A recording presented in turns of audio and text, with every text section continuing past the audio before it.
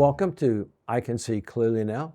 My name is T.R. Carr. I'm the host of this series of podcasts in which I interview various candidates for City Council and for Mayor of the City of Farmington Hills. This afternoon, we're interviewing a candidate for Mayor for Farmington Hills, Jimmy Lossia. We will be asking a series of questions about his campaign literature, so that you can hear his responses in his own words. Our goal is to clarify issues, to increase understanding about candidates. You can cast an informed ballot when you vote between now and Election Day on November the 4th. Thank you for watching. So welcome, and do I refer to you as Jimmy or how? Jimmy. Jimmy. Jimmy, Okay. yes. I'll refer to you as Jimmy during the conversation. One thing we would say is that, as you're aware, being a mayor is a very, very part-time position. I was mayor of Hazelwood, Missouri. I did three-year terms, 9 years, and I was as a council manager for him, so I had one vote among 7.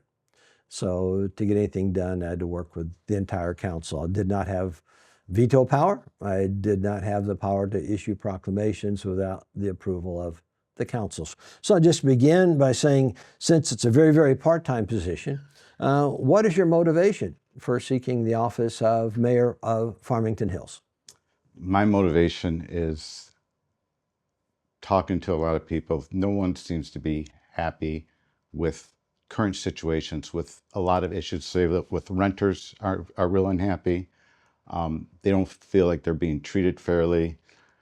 And I feel there's a disconnect with government, city government particularly. There's a disconnect there. And I think city government has their views on certain issues that don't really align well with what's really going on in society and with many of the residences. For instance, the renters, which is a big issue for me because rental properties are deteriorating. And they're deteriorating because these large corporations are buying them out. They're not putting any money into it. And they're using a price fixing algorithm called RealPage. And anybody can look that up. The Department of Justice investigated them for 2 years, and they concluded it's a price fixing algorithm. And all the property managers use it. So there is no competition. The prices are kept high. They're sucking all of the renters, dry, especially seniors. And they're not putting the money back into the community or into these rental properties. They're like I said, they're deteriorating. I just got code enforcement finally out to Hunter's Ridge. 56 buildings. The guy informed me that every single building, he said there's nothing that's ever been down. The buildings have been there for over 50 years. The gutters have never been cleaned, replaced, same air conditioners. The pillars that hold up some of the roofs, he was showing me they're loose. So it's issues like that that are not being addressed. And we've waited 50 years and they haven't been addressed. Okay. So that's one of the things I want to go after, is having those properties improved and add into the charter some regulations like the city of Ann Arbor has done, where the illegal junk fees stop. So okay. That's kind of what motivated me. Issues with the people that I don't feel are being addressed properly.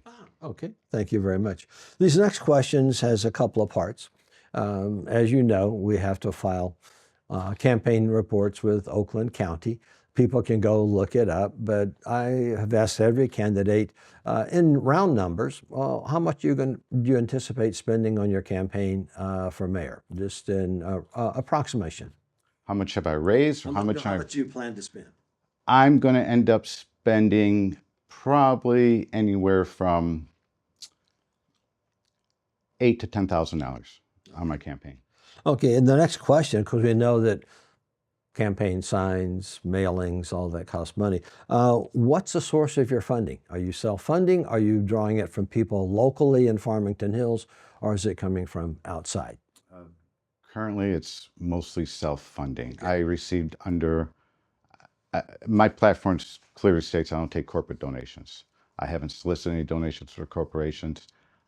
I've I haven't done any fundraisers because I got into this race so late, haven't had a chance. I've received under $1,000 from just local individuals. So most of it's coming from me So personally. you're self-funded. Okay, some people do, in fact, self-fund their campaigns. Um, the office of mayor is nonpartisan. You know, it's neither Republican nor Democrat nor any other party. Are you supported by any political party, or are you just an independent candidate? I came in as independent. I typically, when I vote, which seems like the question most people are really looking for, how do I vote? I vote split ticket. I don't vote for a party. I vote for the individuals. So I came in as an independent because I'm not happy with either party, all the infighting, and I don't want either party to have their claws into me and how decisions need to be made for Farmington Hills. Next question I have deals with an issue that currently faces Farmington Hills. Farmington Hills has signed 2 contracts with a consultant from Atlanta, Georgia, to look at special services. Now, special services in Farmington Hills consists of the Park and Recreation Department as well as senior services. And the big issue facing us is the Caustic Center. If we look at this, the Caustic Center is an old building. The pool leaks, the building needs a lot of work. The question is, where should senior services be located? One proposal seems to be from the consultants to rebuild the Caustic Center at 11 Mile. Another proposal seems to be make an addition to the Hawk. Now, the Hawk is a 55-year-old building, and the consultant identified in round numbers, $12 to $15 million of current maintenance that needs to be performed on that building. So building a new Caustic Center at the Hawk would involve building a pool. It would involve building a gymnasium. It would involve building meeting rooms for the seniors. The consultants also identified OCC, Oakland Community College, as a site, but that seems to have evaporated because they're now focusing on building a hockey arena, and that will consume the land that might have been available for a senior center. So therefore, that site does not appear to be. So it should be 2 sites: rebuild at the current Caustic Center at 11 Mile, or move to and build a new addition to the Hawk. I have not seen expenditure data on what it would cost to build those, and the consultants have not come up with those. But the consultants did identify the current location as what the seniors preferred. What is your position on the future of senior services at the Caustic Center, the current location in 11 Mile, or building a new annex onto the Hawk at 12 Mile? So I did dive into that a little bit. I spoke to Marcia, who I believe runs the Caustic Center, and I spoke to Ms. Rich, who was gracious enough to provide me some information on where they are with that. And then I've spoken to a lot of the seniors. It's a senior facility we're building. You should listen to what the people are asking for and then come up with a plan to try to make that happen. Marcia's the one in the field. So if I was mayor, I'm going to the people who are in the field, who have more information, and I'm going to seriously consider their advice.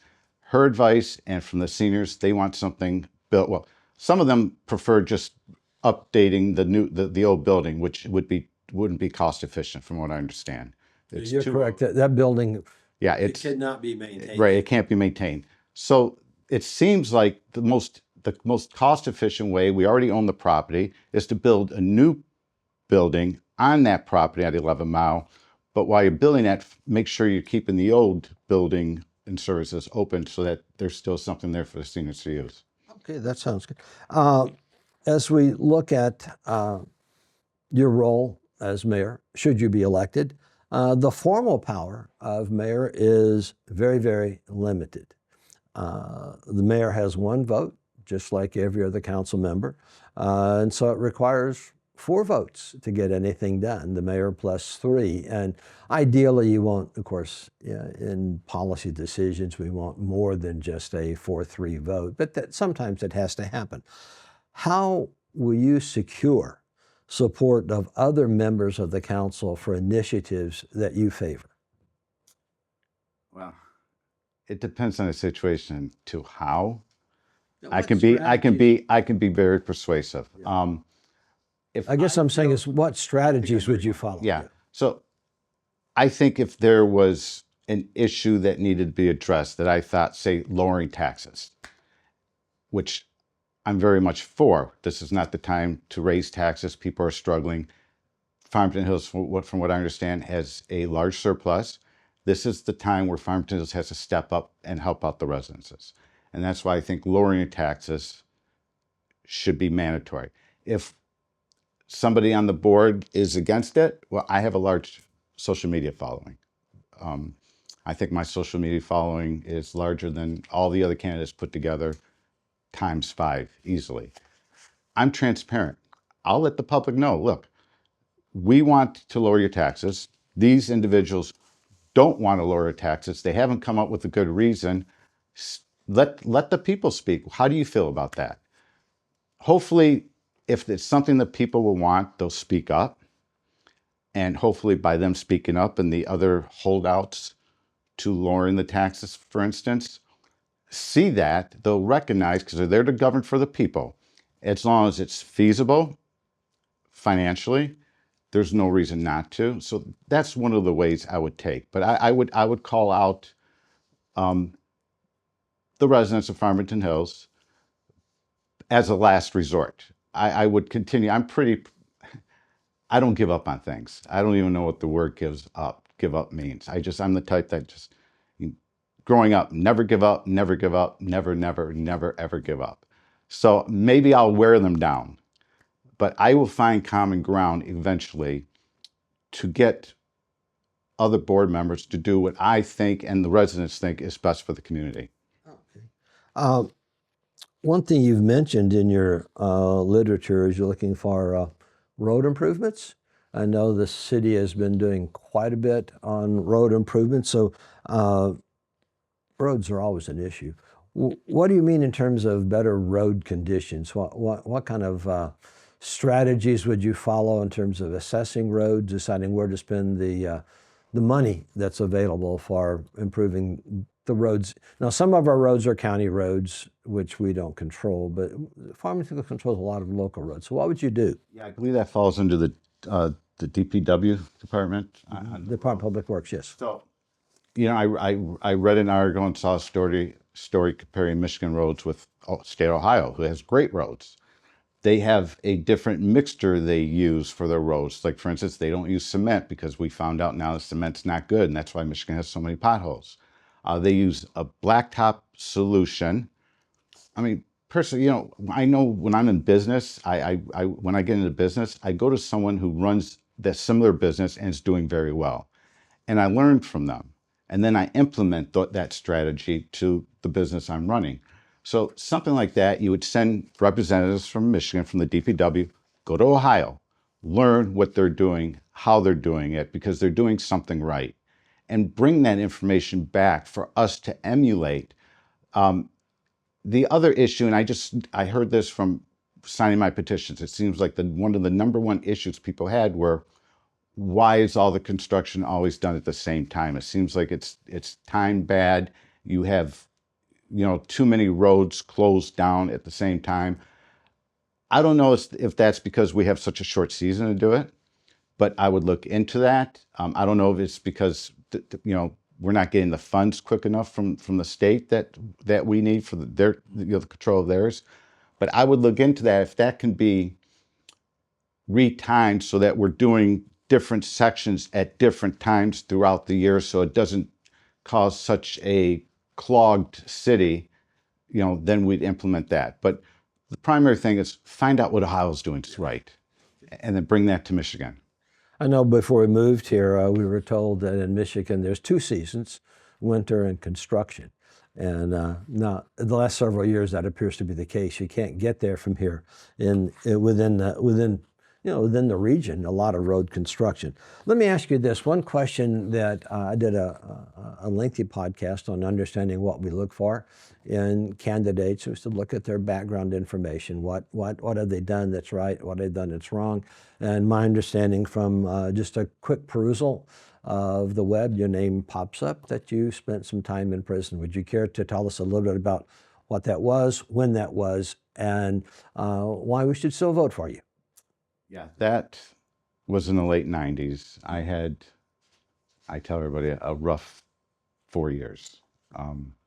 For whatever reasons that I justified what I did, which were financial crimes, they can look at what they're listed as, mail fraud, those type of financial crimes. I had to go through that. I had to go through that to be where I am today. I wouldn't change that experience for anything because I did spend time in prison. But spending time in prison, I had a choice. I had to let this destroy me or learn from it and make myself better. And I decided to make myself better by one, I'm in there. It's a unique opportunity. I'm in there with every degree of human being you could think of, from the person I actually roomed with, billionaires, owned, actually involved with the Martha Stewart case. But I was also in there with drug dealers and gangbangers and hitmen. When you're living with people 24/7, you learn more about who they really are and their cultures. And I was determined to find out and learn more about different people, different cultures, to understand their thinking on why they do things the way they do. It's a gift that I received because when I came home, I saw things differently. I gave up a lot. I did more time than I expected to do, and people have a right to know this. That's why I'm not going to hide from it. I took accountability for what I did. I wouldn't. They wanted the other people involved. I chose to take it on myself. So because of that, the judge gave me a lot more time, and as a result of that, I was engaged at the time.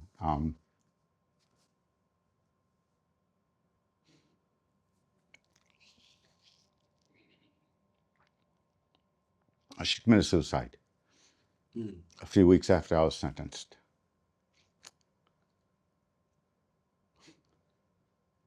Talk about a moment that changes you.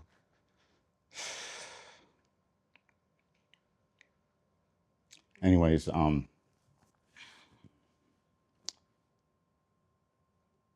she's what got me into the animals. She was a incredible human being. She loved people. She loved animals. She's the type that would speak to a homeless guy and give him a hug. And everybody she spoke to, they felt important.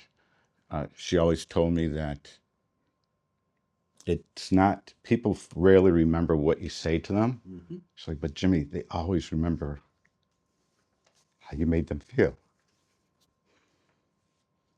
So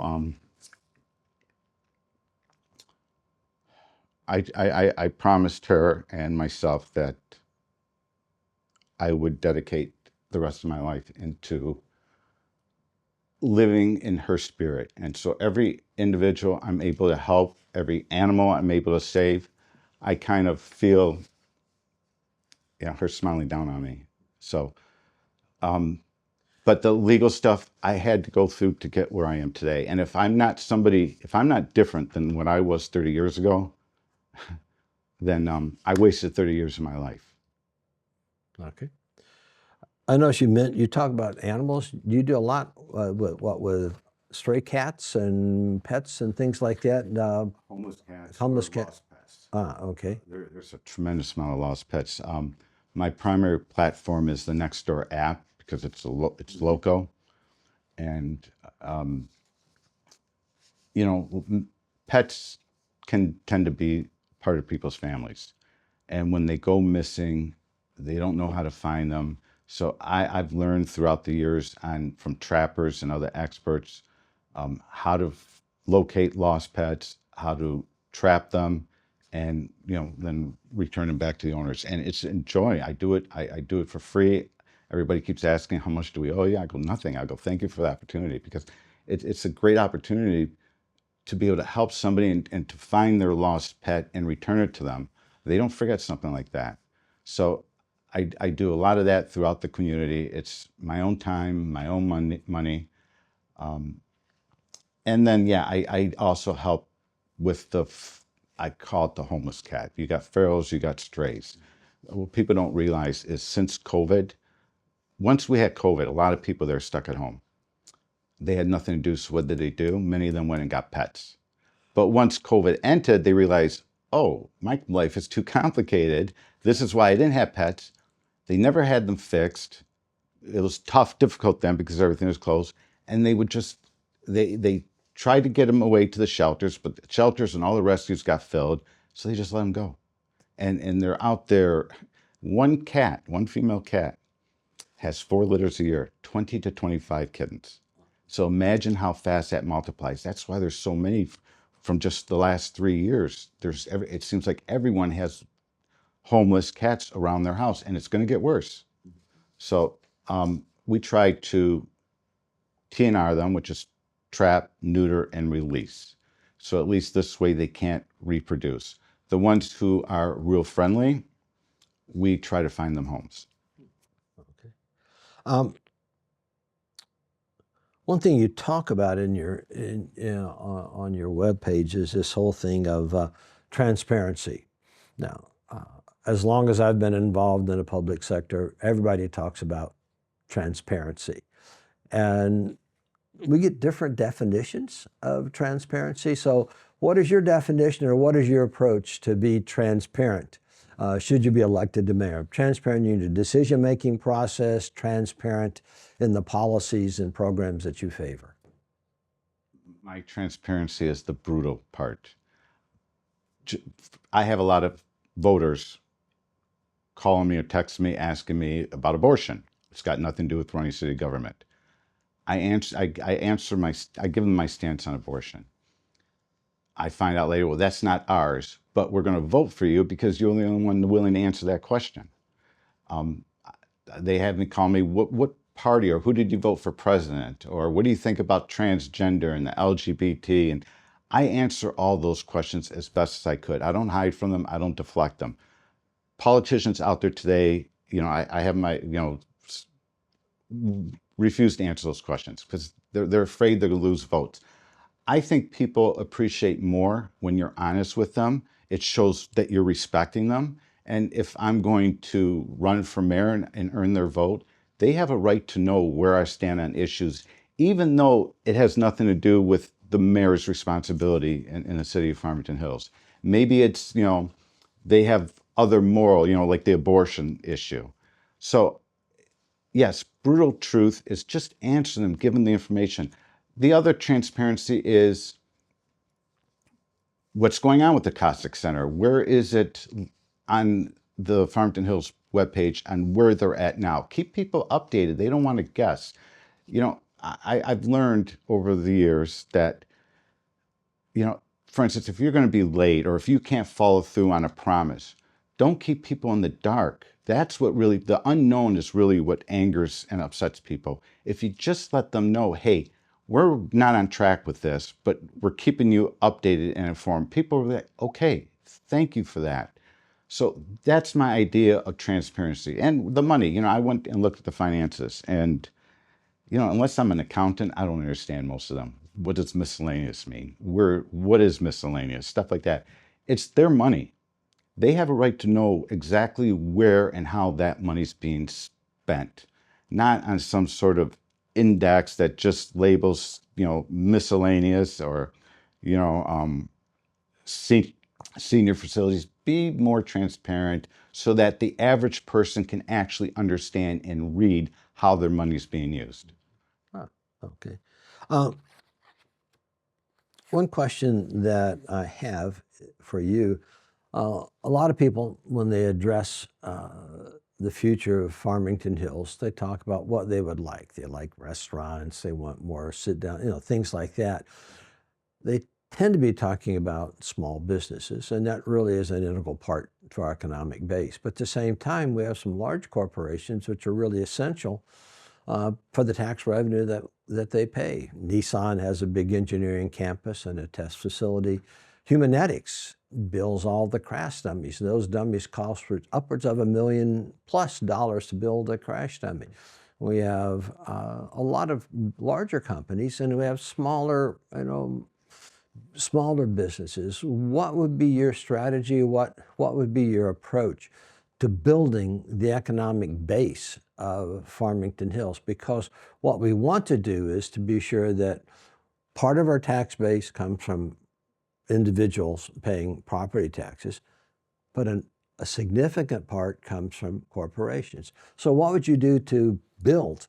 What strategies would you follow to build the economic foundation of our country, of our city? Well, first, if you want to build the economic strength of Farmington Hills, you have to make it affordable. You have to lower the cost of living for the residences. That's where lowering taxes comes in.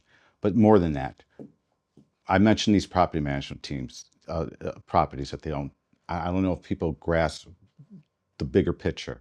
When you have companies that probably are from New York or Los Angeles, and they buy up these properties and they bleed them dry and let them corrode while they're sucking all the money and financials out of the residents of those properties that are renting, that money leaves the city. When you cap the rent, and you cap, say, for senior citizens, you can't raise rent, which other states do successfully, and everybody's making money. You cap the rent for senior citizens where they can't raise rent more than once every 3 years, because that thing I hear where they can move. No, when you're 70 or 80 or older, it's not reasonable for you to move. And these property managers or companies know that, and they raise rent. For instance, I have a World War II veteran. I mean, not World War II. I think it's Vietnam War. He's Army. Not only was he Army, he's Special Forces. He rented into Hunter's Ridge, and he was because they were giving a $350 a month discount for a veteran. Now here's somebody that also, he lost his hand, and he killed for our country, and new owners came in and took that right away. Now the guy's semi-handicapped, and he can't go out anymore. He says him and his wife can't go out twice a week any longer because they just took that away from him with no explanation, and they can't afford going out to dinner. So that's money coming out of the small businesses. The senior citizens that the ones I spoke to, which are a lot of them, they tell the same story because the rents are so high, and they're inflated because of the price fixing scheme. So when the property manager comes, oh, they're consistent with what the average is. It's because they control the average. That's going to end. It's illegal and it's wrong. And if people who are representing those residents actually cared, they would do something about it. But somehow rules get changed in the charter where the zoning board doesn't go into these buildings any longer to investigate bad leaks or black mold or the corroded buildings. I mean, I had to go in and use the fact that I'm a candidate. We need to get in there for them to finally do that. I don't know why would we put in a charter, I mean, the zoning board, why would they put into the charter, we don't go into these buildings anymore and investigate? I think I know why, but I don't want to make any accusations. But I think the voters are smart enough to figure it out. So when you lower the cost of living and get out some of this corruption, because I call the property management companies corrupt, that's putting money back in people's pockets. And what happens then?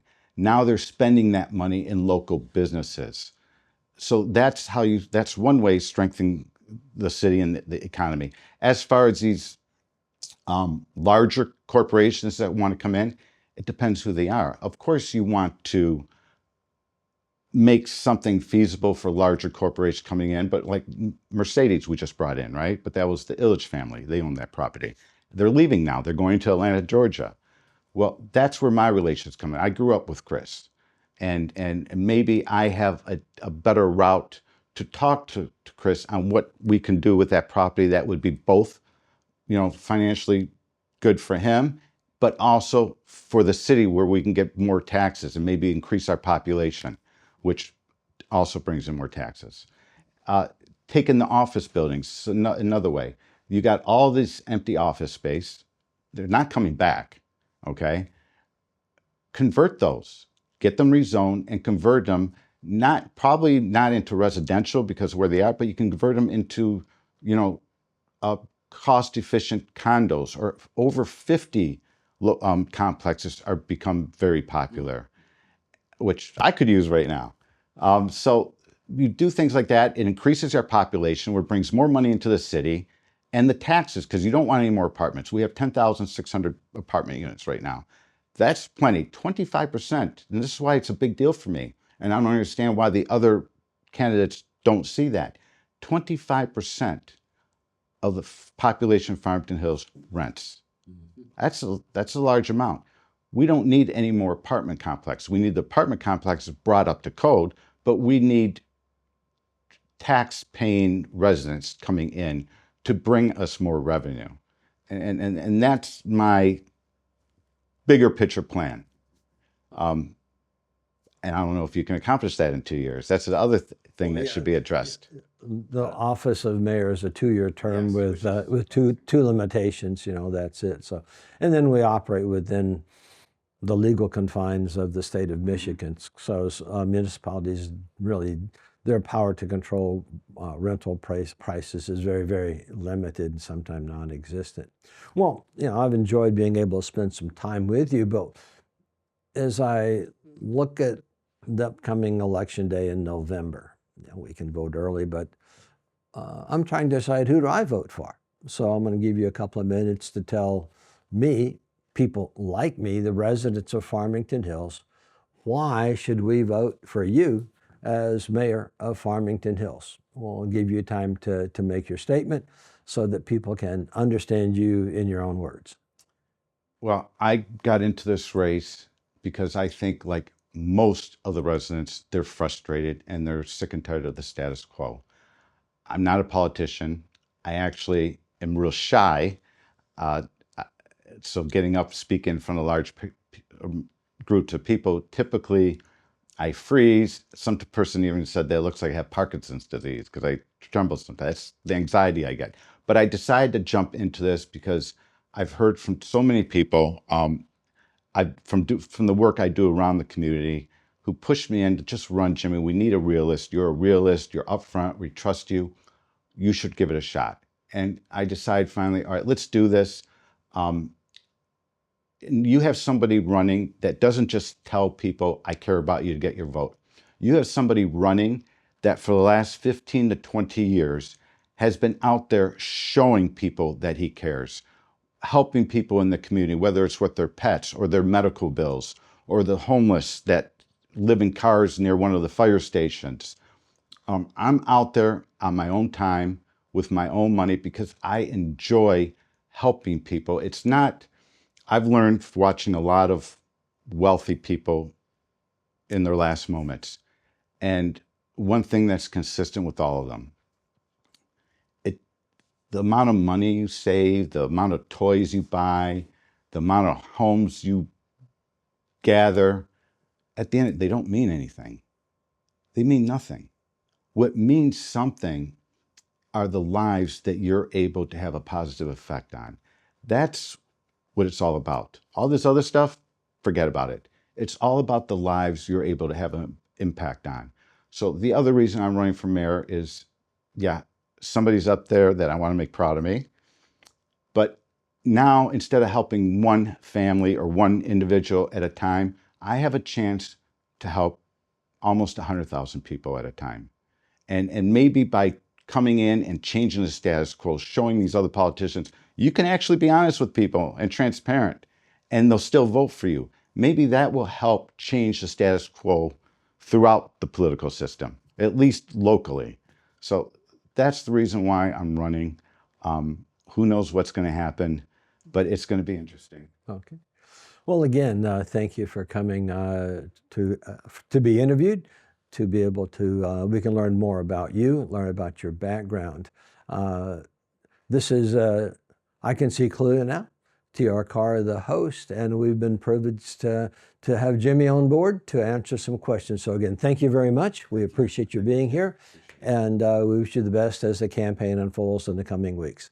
Have a good day. Thank you. Okay.